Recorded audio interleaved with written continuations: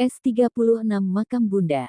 Selimut tebal itu masih setia membalut tubuh mungil Sahila, karena kelelahannya melayani sang suami. Sahila enggan hanya sekedar membuka mata, namun semua itu berbalik arah. Justru Revan begitu bersemangat. Pagi yang cerah itu secerah hati Revan saat ini. Revan tersenyum mengingat kejadian semalam dengan sang istri, begitu buasnya membuat Sahila terkapar. "Sayang, sudah pagi, apa kamu gak mau bangun dan buatin aku sarapan?" ucapnya pelan. Masih dengan mata terpejam Sahila menghela nafas. "Kayaknya untuk kali ini aku gak bisa, badanku sakit semua dan kepalaku terasa pusing," ucapnya lemas membuat Revan sedikit khawatir dan langsung memegang keningnya.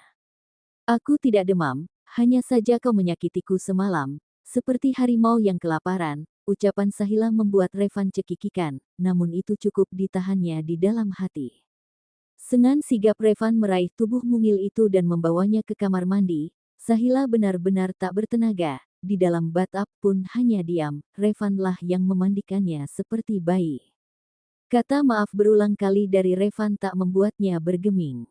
Memakai baju pun peran Revan yang utama, mengeringkan rambut sampai menyisir dan terakhir memakaikan make up. Revan memilah-milih apa yang biasa dipakai Sahila setiap hari. "Mas, kalau gini ceritanya nanti aku akan jadi lelucon di bawah," ucap Sahila merengek melihat wajahnya dari pantulan cermin. Wajahnya yang lucu dengan bedak yang tidak merata, lipstik yang tidak pas, entah menurutnya wajah Sahila saat ini persis seperti badut. "Hai, siapa yang mau menertawakanmu?" ucap Revan merasa tak bersalah dengan karyanya. "Mas lihat," ucap Sahila dengan tegas meraih kepala Revan dan memperdekat dengan wajahnya. Bukannya melihat malah sebuah morning kiss yang terjadi membuat Sahila semakin jengkel. "Ini make up mas gak rata, belum lagi leherku ini banyak tanda merahnya. Dan ini semua ciptaan mas, kalau sampai bibi lihat pasti dia akan mengira aku ini gak waras. Apalagi kalau sampai aku ketemu dengan papa, mau ditaruh mana mukaku ini?" dengan mengeratkan giginya karena jengkel dengan tingkah Revan. "Sini," ucap Revan dengan santainya dan duduk di ranjang. Sahila langsung syah menghampiri laki-laki yang sombong itu dan kini duduk di pangkuannya. "Pokoknya aku nggak mau turun, aku mau di kamar saja," ucap Sahila sekali lagi. "Baiklah, kalau gitu kamu duduk yang manis, aku akan mengambilkan makanan untukmu," ucapnya sambil beranjak dan mendudukkan Sahila di ranjang. Revan turun dan tujuannya adalah ke dapur. "Sahila mana Rev, kok kamu turun sendiri?" tanya Pak Cakra heran, karena biasanya Sahila sudah di dapur untuk memasak, dan kali ini belum melihat wajah menantunya sama sekali. "Kecapean Pak, ini aku mau buat makanan untuknya," jawaban Revan membuat Pak Cakra menyunggingkan bibirnya. "Alasan saja," batin Pak Cakra.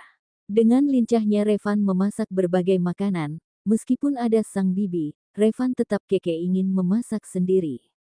Bibi heran, ternyata majikan mudanya itu pintar sekali, karena tak pernah sekalipun melihatnya di dapur, dan sekalinya langsung membuat berbagai makanan, baunya pun mulai menyeruak.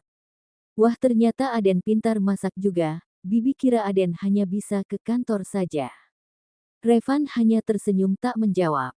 Setelah selesai, Revan menyiapkan di meja makan untuk Pak Cakra, dan mengambilkan untuk Sahila dan membawa ke kamarnya. "Bik, apa bibi lihat, sekarang mereka semakin hari semakin mesra saja." Revan begitu perhatian sama Sahila. "Akhirnya perjuanganku nggak sia-sia untuk memepersatukan mereka, dan aku tidak lagi memikirkan masa tuaku," Pak Cakra di sela-sela makannya. "Iya tuan, bibi juga ikut bahagia melihat mereka. Bahkan tadi malam pun dan Revan juga makan masakan non Sahila, meskipun sudah larut, dan ternyata hari ini ulang tahunnya dan Revan," bibi dengan seriusnya mengatakan pada Pak Cakra. "Aku juga tahu Bi, tapi aku memang tak pernah merayakannya. Semenjak dia lulus SMA, karena dia malu, katanya sudah dewasa, saat dia ulang tahun dulu, aku sering mengajaknya ke makam mamanya, karena hanya itu kado yang dimintanya, bertemu sang mama, tapi sekarang ada Sahila yang menggantikan, mudah-mudahan Revan menjadi sosok yang lebih lembut lagi dan lebih baik." Kasih sayang seorang ibu yang diharapkan Revan memang tak tercapai, itulah yang membuat dirinya angkuh dan susah untuk mempercayai apa yang ada di dekatnya. Sayang hari ini Mas akan mengajakmu ke suatu tempat, bersiaplah. Ucap Revan di sela-sela makannya. Sahila hanya mengangguk. Setelah bersiap Revan menghubungi Mike, karena mungkin dirinya sedikit siang untuk ke kantor. Sepanjang perjalanan, Revan pun tak seperti biasanya yang selalu banyak omong. Kali ini Revan hanya diam. Banyak pertanyaan dari lubuk hati Sahila yang paling dalam, namun semua itu diurungkannya. Pak Bunga, ucap Revan masih di dalam mobil. Mas Revan beli bunga berarti dia mau ke makam, tapi makam siapa, batin Sahila.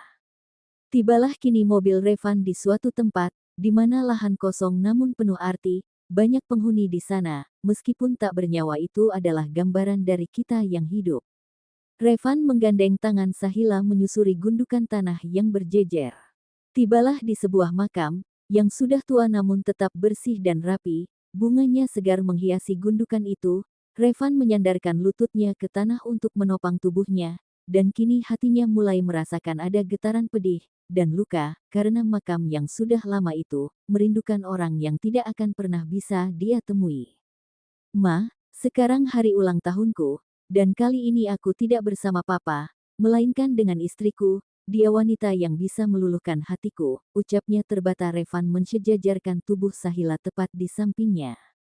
Sahila berjongkok dan melihat suami sombongnya begitu rapuh hanya berhadapan dengan gundukan tanah itu. Ma, aku akan menjaga anak mama semampuku, aku tidak akan meninggalkan dia dan percayalah padaku.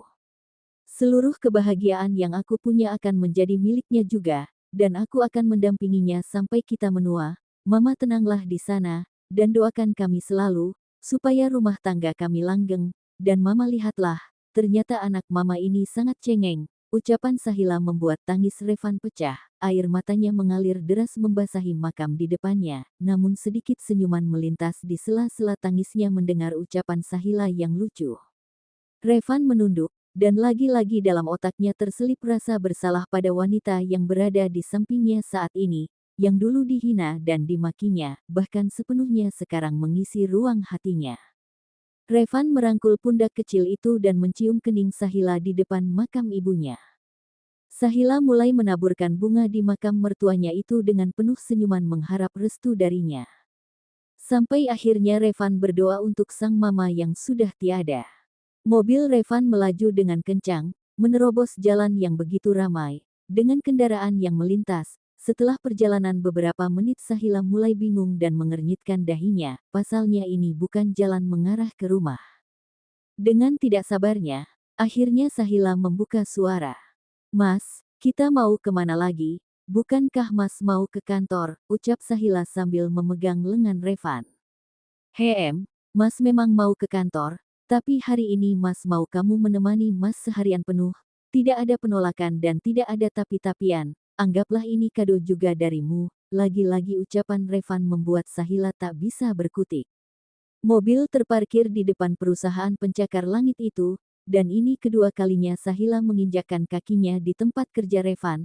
Sahila merasa sedikit gugup, wajahnya pucat, ekspresi wajahnya tak seperti biasa, karena Sahila tahu bahwa orang kantor tak ada yang mengetahui status dirinya. Kenapa? Kelihatannya kamu pucat. Apa masih sakit gara-gara semalam? Ucapan Revan lembut. Sahila menggeleng, aku hanya gugup saja. Setelah mendapat jawaban dari Sahila, Revan menggandeng tangannya dengan lembut, jalannya pun pelan mengikuti langkah Sahila. Para karyawan melihat adegan itu untuk yang kedua kalinya, namun tak ada yang berani meski hanya sekedar bertanya. Sesampainya di ruangan besar nan mewah Revan langsung saja fokus dengan pekerjaannya, sedangkan Sahila keluar masuk kamar karena merasa bosan. Mas, aku bosan, boleh nggak aku keluar? Aku cuma ingin keliling saja, nanti kalau aku capek aku pasti akan kembali, ucapnya sambil menaikkan kedua alisnya dengan cepat. Revan menghela nafas, baiklah, tapi janji, jangan keluar dari kantor, Mas nggak mau kalau kamu sampai bingung. Kalau sampai lantai dasar, jangan sampai keluar gerbang ingat. Revan dengan tegas. Sahila keluar dari ruangan Revan, setelah sampai di depan pintu, Sahila bingung arah mana yang akan diambil. Dengan santainya Sahila masuk ke dalam lift untuk turun. Sesampainya di lantai bawah Sahila masih dengan kebingungannya mau ke arah mana. Tanpa pikir panjang Sahila bertanya pada karyawan yang lewat. "Mbak, maaf, kalau arah kafe di perusahaan ini mana ya?" ucap Sahila dengan ramah. "Mbak pegawai baru di sini?" tanya balik. Sahila hanya tersenyum dan sedikit mengangguk. "Sebelah sana Mbak, tapi kalau jam segini biasanya rame," ucap karyawan sambil menunjuk ke arah kafe. "Terima kasih ya Mbak, saya ke sana dulu." Sahila langsung saja berlalu menuju tempat yang ditunjukkan padanya.